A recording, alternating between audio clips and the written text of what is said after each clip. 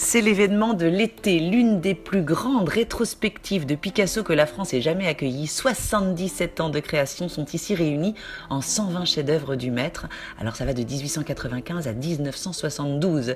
Ici, on va prendre la mesure du génie de l'artiste. On passera évidemment par les périodes bleues et roses. On revivra la grande époque du cubisme, mais on ira plus loin. On réalisera ici que l'art de Picasso tient justement au fait de ne pas s'enfermer dans un style, de se métamorphoser en permanence, tout en, et c'est là son coup d'éclat, restant reconnaissable tout au long de sa très longue carrière. Ces chefs-d'œuvre d'une beauté exceptionnelle ont été choisis un par un dans le monde entier pour ce qu'ils traduisent des inventions de Picasso. Regardez par exemple cette œuvre, elle date de 1912. C'est la première fois qu'un artiste ose mélanger du collage sur toile avec de la peinture. On verra ses œuvres de jeunesse aussi issues de sa formation à Barcelone à peine 14 ans.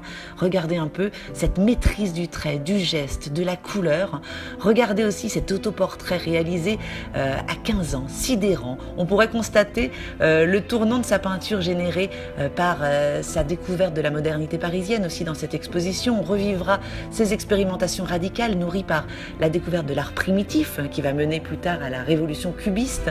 Un voyage qui nous mènera jusqu'à ses dernières œuvres réalisées dans les Alpes-Maritimes. Regardez notamment cet incroyable portrait du jeune peintre, un gouffre avec ses débuts, c'est sa dernière œuvre ou presque, qui conclut assez bien la fameuse phrase de Picasso qui nous disait: quand j'étais enfant, je dessinais comme Raphaël, mais il m'a fallu toute une vie pour apprendre à dessiner comme un enfant. La boucle est bouclée. Picasso qui affirmait ne pas avoir de style, pourtant tellement reconnaissable. Alors est-ce que c'est une contradiction? Eh bien peut-être pas. Regardez un petit peu ces 3 toiles réalisées dans l'espace de 5 ans à peine. Ces hommes et leurs flûtes massives telles des colosses, cet arlequin musicien désarticulé et pourtant tellement identifiable avec ses couleurs flamboyantes, ou ce magnifique nu au fauteuil rouge.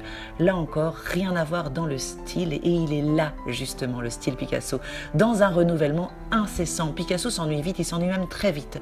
Il a besoin de se réinventer sans cesse, alors il voyage, il bouge, il s'inspire du monde évidemment, l'Italie, l'Espagne, Paris, le sud de la France, mais il s'inspire surtout, et ça c'est exceptionnel, de lui-même pour opérer toutes ces métamorphoses, puisque personne à son goût ne va assez vite.